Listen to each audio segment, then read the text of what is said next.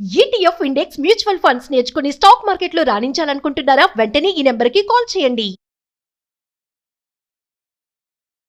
Hello అండి, నమస్తే. నేను మీ హరిత అక్కల. తెలుసు కదా, emotional wellness coach and motivational speaker on Suman TV. నేను ఇలా మాట్లాడడానికి ఒక కారణం చెప్తానండి. తర్వాత నేను ఏం మాట్లాడుతున్నానో చెప్తాను.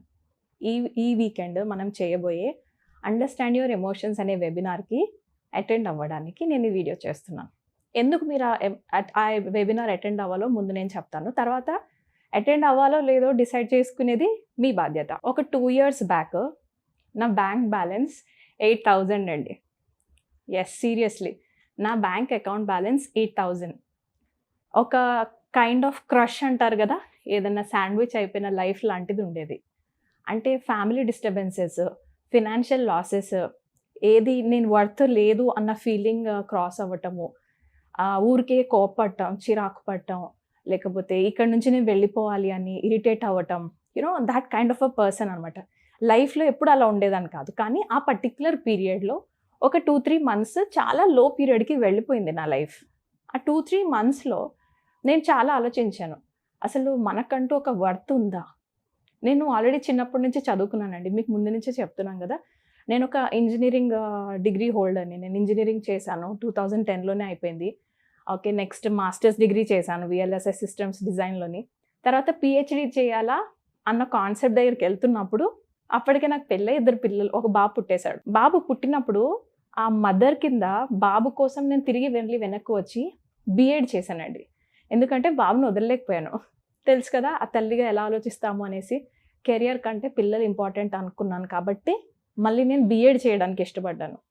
ఎందుకంటే పిహెచ్డి చేస్తే నేను పిల్లల్ని కాంప్రమైజ్ అయిపోవాలేమో అనుకోవడం వల్ల I went back in my career. B Ed చేసి స్కూల్ టీచర్ కింద పిల్లలతో పాటు సరదాగా పొద్దున్న సాయంత్రం దాకా వెళ్ళి వచ్చేస్తే సరిపోతుంది కదా అనుకున్నాను. బట్ అలా నేను తీసుకున్న decision, it was a good decision. నేను ఎప్పుడు రాంగ్ డెసిషన్స్ అని నేను అనను. బట్ అలా లైఫ్ కొంచెం స్టెప్ బై స్టెప్ వెళ్ళే లోపలనే కోవిడ్ టైంలో మీ అందరికీ తెలుసు కదా, ఎవ్రీ ఫ్యామిలీ అందరం కూడా ఒక కైండ్ ఆఫ్ భయాన్ని ఫేస్ చేసిన వాళ్ళమే. అలా ఫేస్ చేసినప్పుడు నేను ప్రెగ్నెంట్ అయ్యానండి కోవిడ్ టైంలోని. సో ఆ డాక్టర్స్, ఆ లాక్డౌన్స్, ఆ స్ట్రెస్లోనే పాప పుట్టడం జరిగింది. సో ఈ లోపల మనకి స్టార్ట్ అవుతుంది కదా, every mother goes through this. మీ అందరికీ తెలిసి ఉండాలి.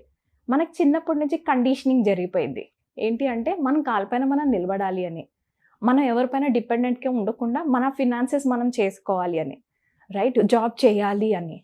అట్ ద సేమ్ టైం పిల్లలు పుట్టిన తర్వాత గిల్టీని ఎలా హ్యాండిల్ చేయాలో నాకు అర్థమయ్యేది కాదు. We all will have mom's guilt. పిల్లల్ని వదిలేసి కెరియర్కి వెళ్తే అక్కడ పిల్లలు గుర్తొస్తుంటారు. ఇక్కడ నువ్వు కెరియర్కి ఇంపార్టెన్స్ ఇస్తే పిల్లలకి ఇంపార్టెన్స్ ఇస్తే కెరియర్, ఏది కాంప్రమైజ్ అవ్వాలో అర్థమయ్యేది కాదు. సరే, ఒకానొక టైంలో 2 years కిడ్నీ డే కేర్లో వేసేసి మరి జాబ్లో జాయిన్ అయిపోయానండి టీచర్గా. బట్ తర్వాత ఎవ్రీడే అది తినిందో లేదో పాప అని తెలిసేదాకా తినలేకపోవటము, తనకు బాగాలేనప్పుడు కూడా తను వదిలి వెళ్ళటము, ఒక కైండ్ ఆఫ్ అది ఏమనంటే వాల్కెనో అని చెప్పొచ్చు లోపల, emotional volcano I can call it. అప్పుడు వచ్చిందండి నాలో కోపం. ఆ కోపాన్ని బుక్స్ పైన పెట్టాను. అప్పటి వరకు కూడా కోపం రాగానే ఇమ్మీడియట్గా అందరి మీద అరిసేయటం, నీ అన్నీ బాగుంటాయి, నీలో యాంగర్ మేనేజ్మెంట్ స్కిల్స్ లేవు, దానివల్ల నీ రిలేషన్షిప్స్ అన్నీ స్పాయిల్ చేసుకుంటున్నావు అనే టైటిల్స్ వినబడేసరికి ఏం మాట్లాడాలో ఏం మాట్లాడద్దో కూడా అర్థం కాని స్టేజ్లో ఒకానొక టైంలో షట్ డౌన్ పర్సన్ అయిపోయాను. ఇంకా మాట్లాడడం వేస్ట్ ఇంకా. బట్ ఆ సైలెన్స్ నుంచి వచ్చిందండి ఈ లైఫ్ కోచ్. ఆ సైలెన్స్ టైంలో ఒక్కటే ఆలోచన ఏంటంటే, ఈ లైఫ్ ఇలా మాత్రం ఎండ్ అవ్వకూడదు. స్ట్రెస్ పెరిగిపోయింది. ఒకరోజు వంటగదిలో వంట చేస్తూ డామ్మని పడిపోయాను. ఆ రోజు నాకు అనిపించింది, ఎవరైనా శవపేటికలో మనల్ని పడేస్తే ఎలా ఉంటుంది సఫికేషన్.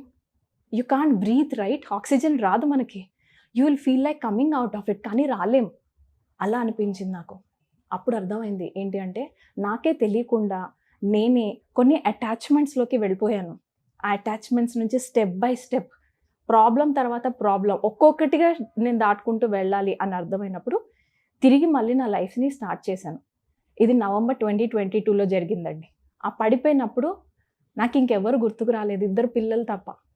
అప్పుడు నేను బయటకు వచ్చిన తర్వాత ఇమ్మీడియట్గా ఫస్ట్ డాక్టర్ దగ్గరికి వెళ్ళి నాకు ఏం జరుగుతుంది, అసలు నాకు ఎందుకు ఇంత హెల్త్ ఇష్యూస్ వస్తున్నాయని చెక్ చేసుకుంటే సిస్ట్ ఉండటము, ఇంకా లోపల చాలా ఉన్నాయి. సర్జరీ అయింది రీసెంట్గా పాప పుట్టినప్పుడు. అవన్నీ ఎఫెక్ట్ అనమాట. అసలు బాడీకి సర్జరీస్ నుంచి రీకవర్ అయ్యే టైమే ఇవ్వలేదు. Because in the mind I was condition for the career, for making money.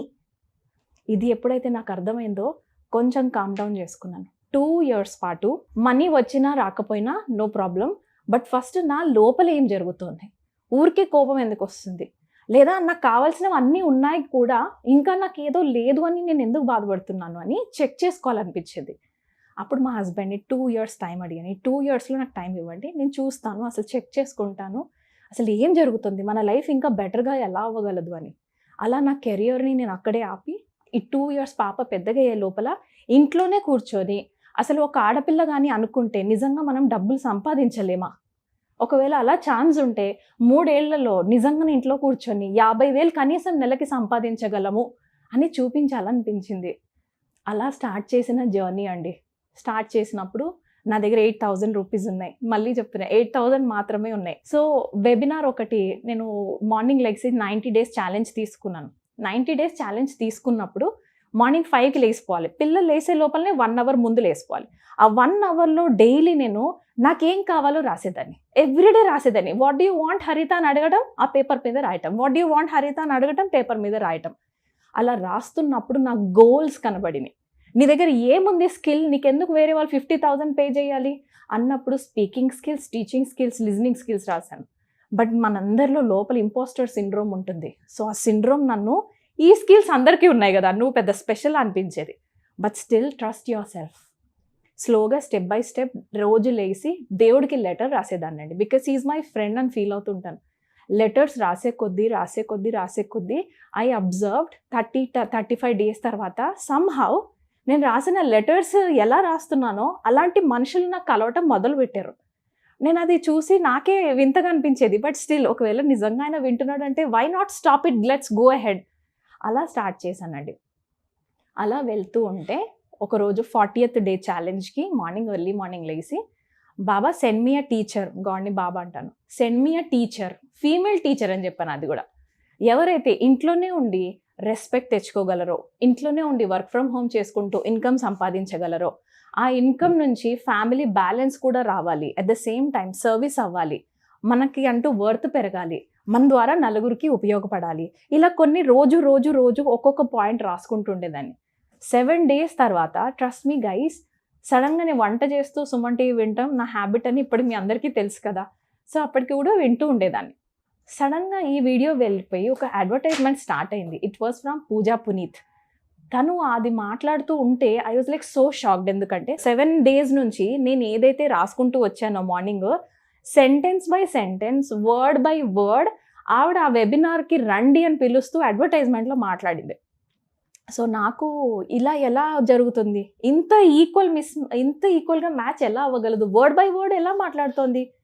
So let me check out, maybe నేను అడిగిన టీచర్ ఈమెనేమో.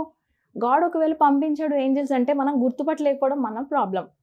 సో 100 రూపీసే కదా, వెబినార్ పోతే పోయింది ఏముంది, 100 రూపీస్తో నాకు ఏదైనా వస్తుంది కదా అనేసి ఆ 100 రూపీస్ వెబినార్ కట్టానండి. ఆ వెబినార్ నా లైఫ్ని ఎంత చేంజ్ చేసిందో నేను మీకు చెప్పలేను. సో మీరు కూడా నాతో పర్సనల్గా కనెక్ట్ అవ్వాలి అని అంటే మాత్రం జస్ట్ ఎంత మనకు స్క్రోల్ అవుతున్న స్మాల్ నంబర్ ఇది చూసి ఇక్కడ ఆగిపోకండి.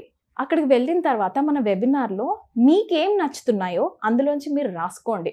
ఎప్పుడైతే రాసుకుంటామో ఆ పర్సనాలిటీ మనం తయారవుతాం. So see you in my వెబినార్ని మిస్ అవ్వకండి. Thank you so much.